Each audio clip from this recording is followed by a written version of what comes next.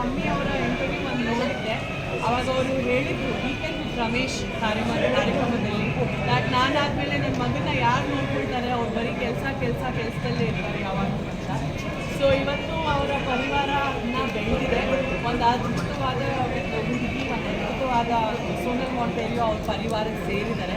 So ಅವ್ರ ಪರಿವಾರ ಯಾವತ್ತೂ ಹಾಲು ಜೇನು ಥರ ಒಂದಾಗಿರಲಿ, ತುಂಬ ಖುಷಿಯಾಗಿರಲಿ ಅಂತ ನಾನು ದೇವರಲ್ಲಿ ಹೇಳ್ಕೊಳ್ಳಿಕ್ಕೆ ಇಷ್ಟಪಡ್ತೀನಿ. ಈ ಮದುವೆಗೆ ಒಂದು ಪ್ರಮುಖವಾದ ಕಾರಣ ದರ್ಶನ್ ಸರ್ ಅಂತ ಹೇಳಿದ್ರು ಖಂಡಿತವಾಗ್ಲೂ ತಪ್ಪಾಗಲ್ಲ. ಇವತ್ತು ಹೇಳಲಿಕ್ಕೆ ಒಂದು ರೀತಿ ಬೇಜಾರಾಗ್ತದೆ, ಬಟ್ ಈ ಮದುವೆನಲ್ಲಿ ನಮ್ಮ ಜೊತೆಗೆ ದರ್ಶನ್ ಸರ್ ಇವತ್ತು ನಮ್ಮ ಜೊತೆಗೆ ಇಲ್ಲ.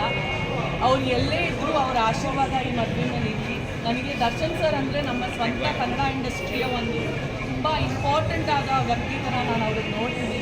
ಆ್ಯಂಡ್ ಈ ಒಂದು ಘಟನೆ ನಡೆದಾದ್ಮೇಲೆ ಯಾವಾಗ ಅವರು ರಿಟರ್ನ್ ಬರ್ತಾರಂತ ನಾನೇ ಅಲ್ಲ, ಇಡೀ ಕರ್ನಾಟಕದ ಅಭಿಮಾನಿಗಳು, ಇಡೀ ಕರ್ನಾಟಕದ ಪ್ರೊಡ್ಯೂಸರ್ಸ್, ಡೈರೆಕ್ಟರ್ಸ್, ಆ್ಯಕ್ಟರ್ಸ್ ನಾವೆಲ್ಲರೂ ಕುತೂಹಲದಿಂದ ಕಾಯ್ತಾ ಇದ್ದೀವಿ ಯಾವಾಗ ದರ್ಶನ್ ಸರಿ ಒಂದು ಪ್ರಾಬ್ಲಮಿಂದ ಆಚೆ ಬರ್ತಾರಂತ.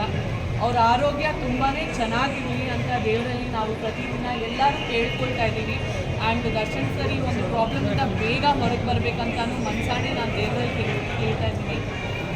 ಇವತ್ತು ಅವ್ರು ನಮ್ಮ ಮಧ್ಯದಲ್ಲಿ ಇದ್ದಿದ್ರೆ ಬಹುಶಃ ತುಂಬ ಚೆನ್ನಾಗಿರ್ತಾಯಿತ್ತು ಅಂತ ನನಗೆ ಅನಿಸ್ತಾ ಇದೆ. We all miss you here Darshan sir, ಬೇಗ ರಿಟರ್ನ್ ಬನ್ನಿ.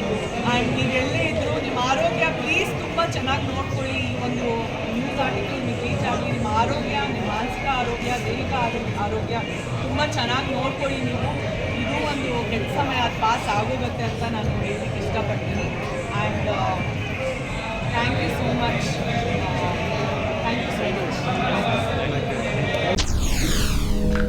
SS TV ಸಿನಿಮಾ ಜಗತ್ತಿನ ಕ್ಷಣ ಕ್ಷಣದ ಸುದ್ದಿಯೊಂದಿಗೆ.